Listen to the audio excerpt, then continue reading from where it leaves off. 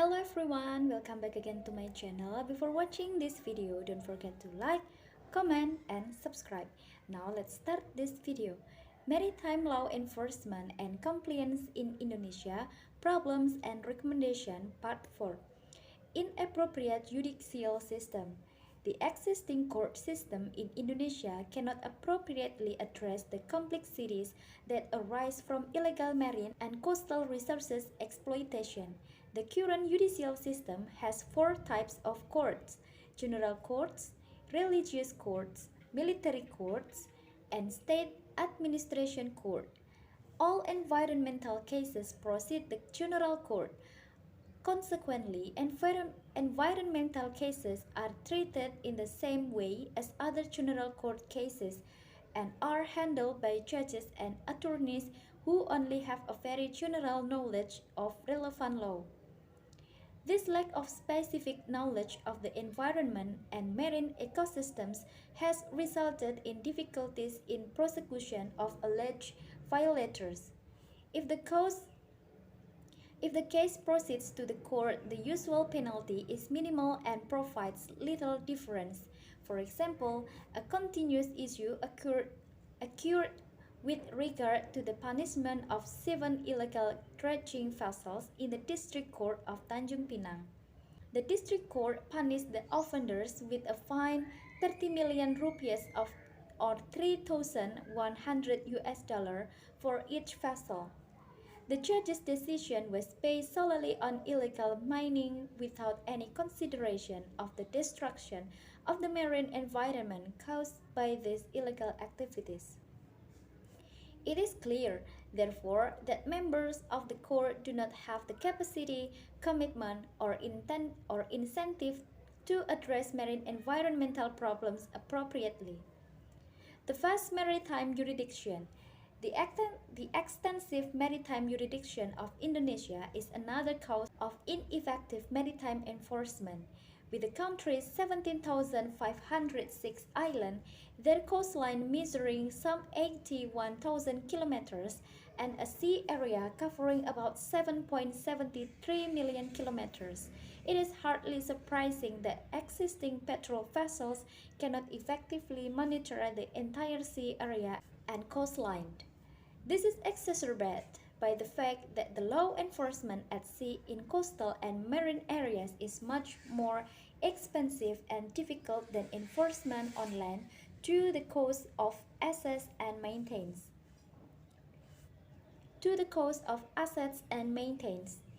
The ability of Indonesia's enforcement agencies to enforce maritime laws and regulations using conventional methods of patrols by aircraft and ship is severely limited. Furthermore, fisheries enforcement in the open sea or remote areas is less visible to other fishermen than on land. This leads to less deterrence than land-based enforcement.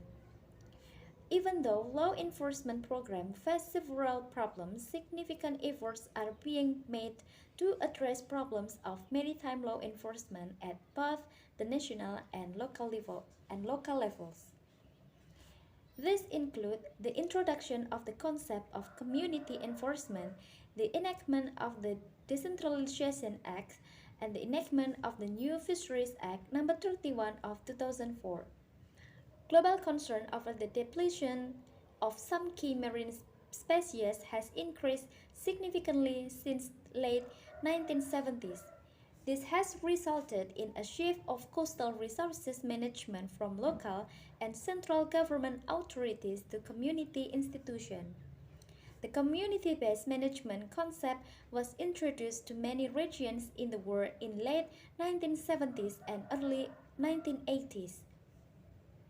Many non-government organizations sought to educate fisher and other coastal communities in the management of their marine and coastal resources. Since then, the pendulum has swung to the opposite extreme. This has resulted in increased conflict between fisheries organizations, NGOs, and local authorities.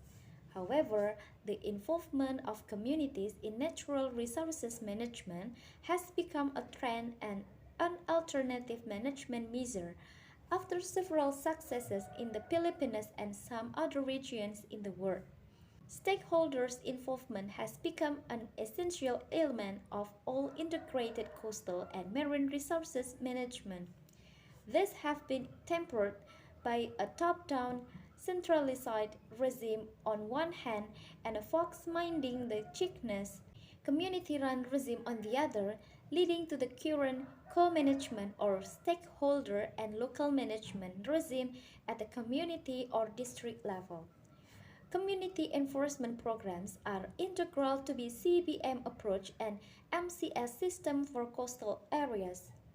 This encourages the community to become involved in monitoring, control, and surveillance of their surrounding marine resources and to take a role in protecting these resources from illegal activities. Communities are then encouraged to be empowered with local governments to have input into the deterrent or penalty process through traditional practices now included in law or with respect to the level of penalties under the law. The community enforcement program in the marine sector was introduced in Indonesia in the early 1990s with assistance from some international foundations and NGOs. A reef water,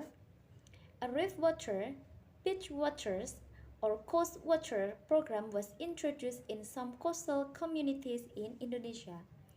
This program encouraged the local community to conduct regular sea patrols in the village marine protected areas or marine conservation zones near its village. For safety reasons, the community acts as a surveillance or watchers only. The reef watchers report and call for assistance from authorized law enforcement officers, authorized security officers, or the village leader if they find illegal activities in their marine areas. Although this program is relatively new, the community sea patrols have achieved significant success in some districts in Indonesia. For example, there has been a significant decrease in illegal fishing activities in the district of Biak Numfor since the implementation of the Core Maps MCS program in that sea.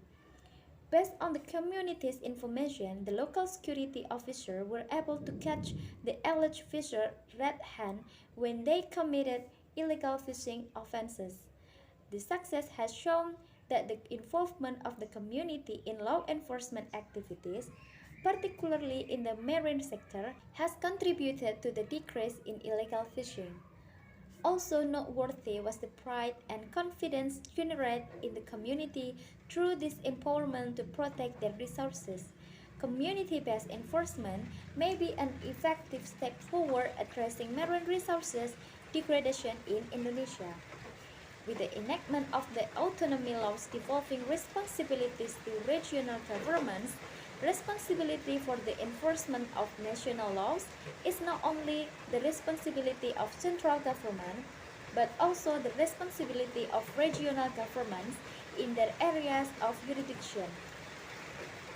The involvement of provincial and district or city governments in law enforcement activities is a new concept in Indonesia.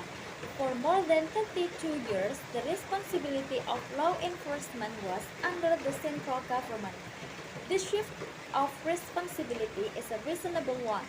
Besides being in a better position to recognize the problems in their areas, the regional governments also have the financial capacity to fund law enforcement programs in their territorial seas and to take direct action in natural marine resource management. Maritime law enforcement in Indonesia is confronted by several challenges, including lack of funding, facilities, trained personnel, interagency coordinating mechanism, environmental awareness, the absence of integrated laws, and lack of political will and commitment. Some potential solutions have been proposed that could be considered to address the problems of maritime law enforcement for the management of its coastal and marine resources.